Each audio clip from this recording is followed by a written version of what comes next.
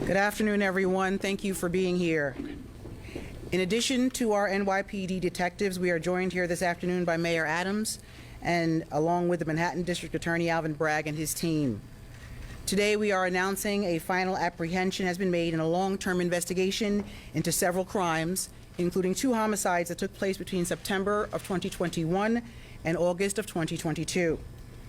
In the course of their investigation, your NYPD investigators never stopped working to identify those responsible and to bring them to justice. There were numerous victims in this pattern of crimes. They were targeted for robberies, and many of the victims are from our LGBTQIA+ community. The NYPD's tireless detectives, their work led to the apprehension of several suspects, not only for the homicides of John Umberger and Julio Ramirez, but for the range of other crimes across Manhattan and the Bronx that they are responsible for. On Monday afternoon, the final suspect, 25-year-old Jaquan Hamilton, was taken into custody without incident.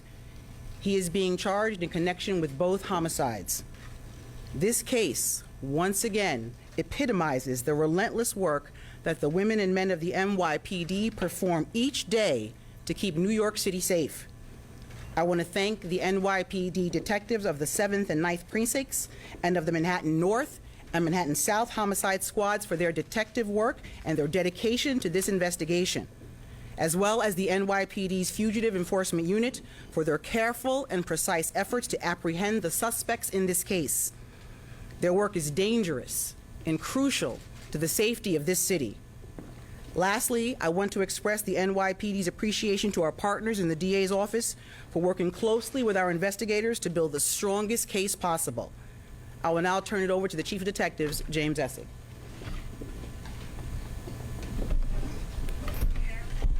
Thank you, Commissioner. Good afternoon. Detectives investigated 17 similar incidents occurring between September 19th, 2021 and August 28th, 2022. Male victims were offered narcotics or marijuana when they were inside or in the vicinity of a bar or restaurant in Manhattan. At the victim's home or at the scene, the perpetrators got his phone, transferred money into their accounts, and took other property in some instances. There have been 2 overdose deaths associated with this case. A Julio Ramirez, which occurred on April 21st of 2022, and a John Umberger, which occurred on May 26th of 2022. In both cases, the medical examiner ruled those homicides on March 3rd of 2023.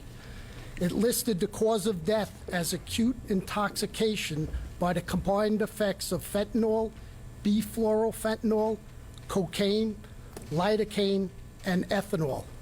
Investigation in these 2 homicides revealed that on April 21st, 2022, our victim, Mr. Ramirez, was approached by 3 perpetrators outside of the Rich Bar at 369 West 46th Street. All got into a taxi. Our victim was found deceased from a drug overdose. His cell phone was used to make numerous transfers from bank accounts and purchased sneakers from a Soul Stage sneaker store. On Wednesday, June 1st of 2022, police responded to a wellness check at 34 East 61st Street. Mr. Umberger was pronounced deceased. Detectives began investigating the fraudulent usage on credit cards as well as unauthorized cash app transfers from the victim's bank account. In addition, connections were made to incidents with similar fact patterns, including the Ramirez death. Video post-incident depicted an individual later identified as Jaquan Hamilton utilizing the victim's credit cards to make numerous purchases.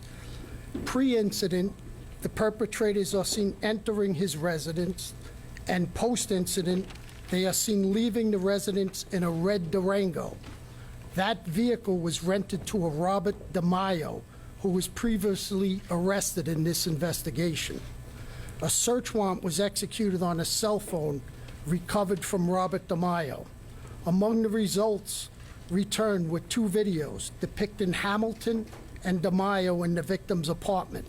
In another, the victim is seen on the bed, apparently unconscious, in the same pose he was later found deceased. A grand jury was convened, and on March 23rd, a true bill was issued indicting 5 members of this crew.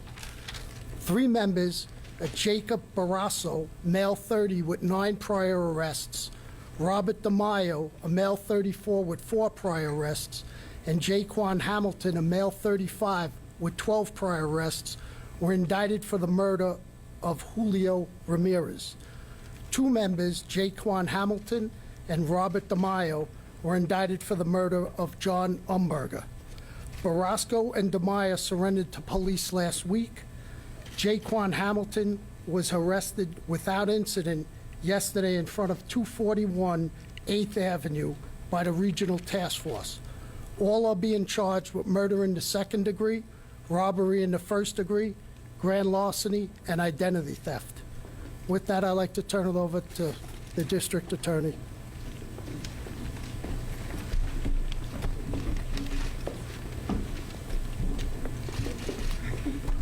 Thank you so much, Chief. Thank you to the police commissioner, chief of detectives, mayor. As you've heard, this was a tremendous collaboration that leads us to this point today. And I also want to thank all of the members of the NYPD who worked on this case, as the commissioner said, dangerous and crucial work to the safety of our city. I also want to recognize and thank the outstanding members of my team at the Manhattan District Attorney's Office that worked on this case, including Assistant District Attorneys Emily Ching, Matthew Lindenmuth, Megan Mers, and Elizabeth Berry. I also want to acknowledge Lisa Del Pizzo, the chief of our trial division, and the leadership of Trial Bureau 60. Later today, Jaquan Hamilton will be the 5th and final defendant arraigned on a conspiracy indictment related to a series of druggings and robberies which tragically caused the deaths of 2 individuals, Julio Ramirez and John Umberger. Hamilton will be arraigned today on murder, robbery, identity theft, grand larceny, and conspiracy. 3 defendants, Jaquan Hamilton, Robert DeMaio, and Jacob Barrasso, are charged with the murder of Julio Ramirez. 2 other defendants, Hamilton and DeMaio, are charged with the murder of John Umberger. All 5 defendants were each indicted on various counts of robbery and grand larceny, as well as 2 counts of conspiracy. A 6th defendant, Eddie Ashley, was also previously separately indicted in relation to one of these robbery incidents. The evidence supporting the conspiracy counts demonstrates that the defendants engaged in a concerted and deliberate scheme to harm innocent individuals. Their motive, we allege, was simple: to make money. They approached people leaving bars and nightclubs late at night, engaged them in conversation, and offered them illicit and dangerous substances. The defendants used these substances as weapons to incapacitate their victims, giving them an opportunity to steal their phones and credit cards. In the subsequent hours and days after each incident, we allege, the defendants would then use the phones and credit cards to make purchases for themselves. They also sent themselves thousands of dollars in transfers using cash transfer apps from bank accounts and credit card links linked to their victims' phones. The defendants had no regard for whether their victims ever recovered from being drugged, and indeed, as was mentioned, 2 of their victims never recovered. Julio Ramirez and John Umberger both tragically died as a result of a combination of drugs, including 2 types of fentanyl. I cannot imagine how painful it is for the families of Mr. Ramirez and Mr. Umberger. My thoughts continue to be with them, and it's my sincere hope that today will bring some solace in the fact that our investigation has now led to these charges. In my conversations with residents and community leaders and elected officials, I know these incidents have provoked a lot of fear. Nobody should have to worry about their safety and well-being when enjoying Manhattan's vibrant nightlife. And this investigation sends a clear message that we have no tolerance for this type of dangerous and deadly conduct. This team, the partnership between the DA's office and the NYPD really is on full display here. It took a methodical approach to piece the evidence together in a way that demonstrated the full nature of the conduct that occurred and led to these charges. The results of the investigation are now clear and in. These defendants are facing serious murder charges. It speaks to the professionalism and diligence of both the DA's office in the NYPD. Our partnership is hard at work and on display every single day in helping to keep this city safe. And I want to end by encouraging members of the public to come forward if they've been the victim of a similar crime. We have a helpline, 212-335-9040, and we will continue side by side with NYPD to remain vigilant in this and other matters. I now turn it over to the Mayor of the City of New York, Mayor Eric Adams. Thank you. Thank you. Thank you. Just really want to commend DA Bragg, the police commissioner, the chief, and DA, your team, for really the thoroughness of this investigation. And it's not lost on us. There was a lot of concern because some of the victims in this case were members of the LGBTQ plus community. And I want to commend DA Bragg for having a member of his team that's part of the hate crimes to look and see if there was a component that was present, and as well as the police commissioner. This partnership made sure that we could get to the source of this crime, and it was clearly rooted in greed, total disregard for the victims, and the investigation allowed us to bring dangerous people off the streets. But we want to send a message to our LGBT community that we understood the trauma that you experienced during this time, and that is why we were very clear that we wanted to investigate any potentiality of a hate crime component to this. And I want to thank both the police commissioner and the DA of ensuring that as they communicated with the various LGBTQ plus communities representatives to send a very clear and loud message. These are dangerous people, and when you see a pattern of using an illegal substance to participate in criminal behavior, it is an aggravating factor that was taken into account. We also want to speak to those responsible nightlife businesses who also assisted here and put the word out to their patrons. You saw New Yorkers come together to participate with our law enforcement apparatus to bring dangerous people to justice. Our hearts goes out to the family of John and Julio. We know how traumatic this could be. We're hoping that these arrests will bring some sense of justice and bring about a conviction of ensuring that the message is loud and clear, that those who bring about violence in our city in any level, if it's gun violence or violence through fentanyls or drugs, they're going to receive the same level of aggressiveness to bring them to justice, and that is what we did today. Thank you, Commissioner. Thank you, District Attorney, and your teams. We'll take some questions. All right, we're going to start off with Mary Murphy. Folks, we're going on topic only, okay? Mary Murphy, picks 11. Mr. Mayor or Commissioner Sewell, you were just coming back from COVID when these crimes were starting, and the nightlife was returning to the city. When you saw the pervasive pattern of the druggings and the robberies, were you concerned about people then being afraid to come out? And were there at least 40 robberies that took place, along with at least 7 deaths? So I'll speak to the first part of that. We're always concerned when people are feeling unsafe in this city. So whenever we see a pattern of crimes or even crimes anywhere in this city, we want to make sure that we get out to the community, that we are addressing it. We, as the mayor stated, we coordinate with the businesses in the area, have our liaisons go out to the area and make sure that the community feels as though they have a connection with the commanders and at the borough level with the NYPD. We want to make sure that everyone understands that we are out there to make them safe every single day. And when we do recognize that there are patterns in the city, we will address them. And I think this investigation is evidence of that. We're going to go over to Lisa Evers from Fox 5. DA Bragg, in terms of the conspiracy defendants, are there 6 or are there 7? And is it a murder conspiracy case? How do we characterize that?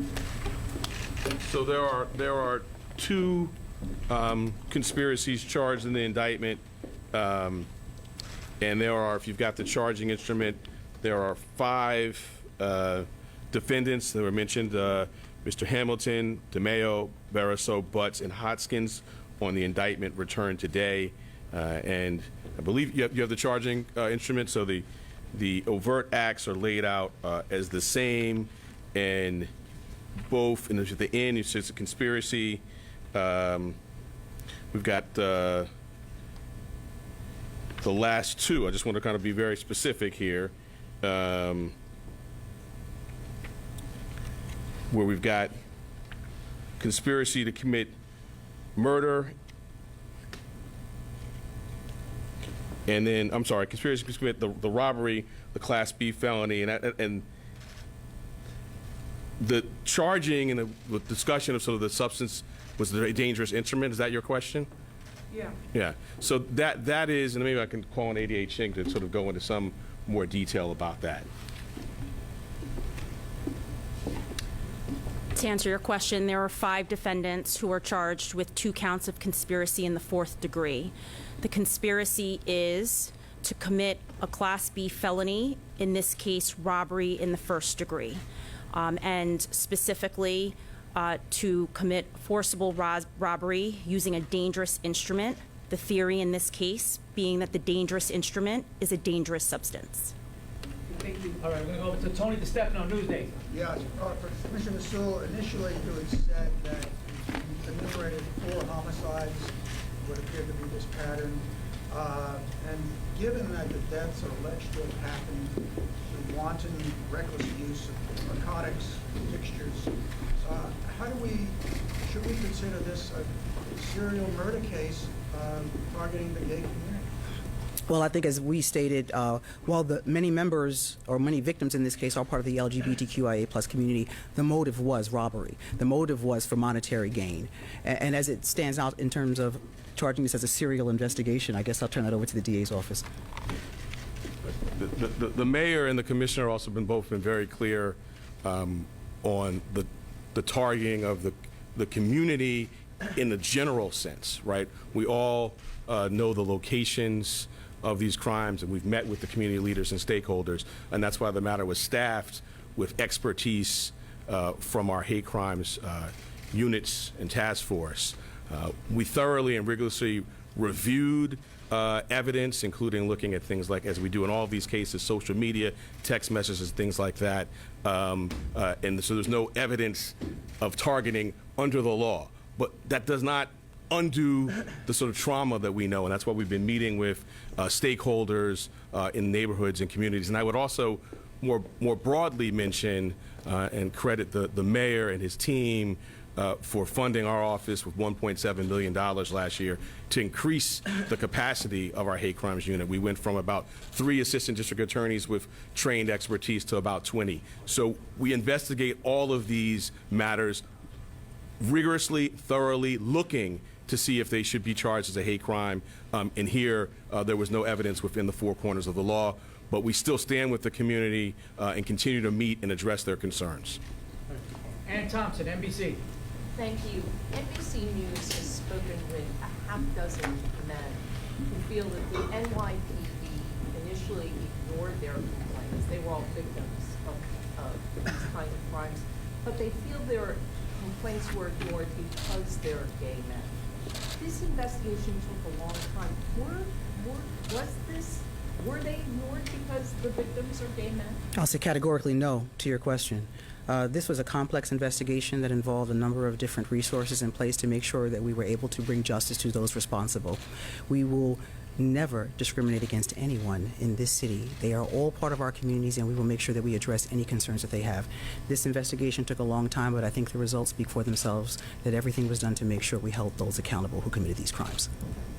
Mr. Mayor, is there anything you want to say to the gay community who feels that they have not been heard?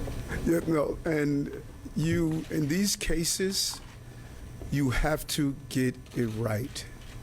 And sometimes the desire to get it right collides with the immediacy that people would like to see in justice. The number of times you'll get a call of stating, why aren't you making an arrest right now? Even if you have a suspect, you may not have probable cause to actually arrest. If we do a premature indictment or arrest, families won't get the justice they deserve and need. And so we understand clearly, anytime you are a victim of a crime, there is a desire to immediately see the issue resolved. But a complex case like this, that the DA and the police department methodically went through the evidence and came out on the other side with indictments that is going to now go to trial. We will never be expeditious that is going to endanger allowing guilty people to walk free. And so our hearts goes out to the family. We're going to continue to communicate to the community, but it was about being thorough so we do not make the mistake of being premature and allow dangerous people to stay on the street. All right, we're gonna go, Craig McCarthy, New York Post. Commissioner, can you say how many in the LGBTQ plus community were victims of these crimes? And the drugs was obviously had fentanyl in it, the 2 overdoses, but were the drugs similar in the 15 other cases? Did that make it difficult to connect all the cases, or is it just this tragic accident or tragic incident with these 2 overdoses? I'll ask Chief Essig to discuss the investigation. So in terms of the drug overdoses, the 2 drugs that we know were used for those 2 were the fentanyl, fluorofentanyl, lidocaine, cocaine. What was the first part of your question? How many members of the LGBTQ plus community were victims? We know many, if not most, were members. We know there were roommates who were also victims when they went back, where property was taken from the apartment. We don't know what community they belonged to, but many, if not most, of the men that were confronted were members of the LGBT community. And the drugs used in the other 15 cases, was it similar to the overdoses, or is it? They offered marijuana and other similar narcotics. All right, we're gonna, Julia Papa, 1010, we got time for 2 more. Julia Papa. Chief Essig, just stay there for a second. Do you believe that Mr. Ramirez was either forced to get into the vehicle with these suspects or forced to take the drugs, and in the same case with Mr. Underwood, that he was forced to go back to the apartment so that they could, overdose In the Ramirez case, we have video of them entering a taxi. It doesn't appear to be forced. In the Umberger case, going back to his apartment, we have them going up to the apartment, and leaving the apartment. And that's how we ultimately cracked this case with the Durango, ties it to DeMaio, which the cell phone, and then we get the video. But we don't know if they were forced or coerced, in terms of Umberger. But Ramirez appears to have gone into the camp willingly. All right, this is gonna be our last question. Rock Paris Condola, Daily News. For Chief Essig, Chief, a 2-part question. For the accused killers in this ring, who's the ringleader? How do they know each other? And where does the death of the woman fit in, either to this ring or the other one? Yeah. The other pattern, I should say. I mean, wouldn't say there's a ringleader. They all know each other. They're from the Brooklyn. Most of them live on Front Street or Bridge Street over in Brooklyn, although one of our persons live up in Adam Clayton Powell and up in Manhattan, but we think they're friends from Brooklyn. As terms of in the Gallagher, that overdose was just ruled a homicide. It's an active investigation. That's an active investigation. We took down another case like this in December, and then this one here resulting in 2 deaths in September, 2 deaths today we're announcing, but that's an active investigation into the Gallagher. All right, thank you everyone for your time and attention. Thank you. Mr. Bragg, anything on the field hearing, sir?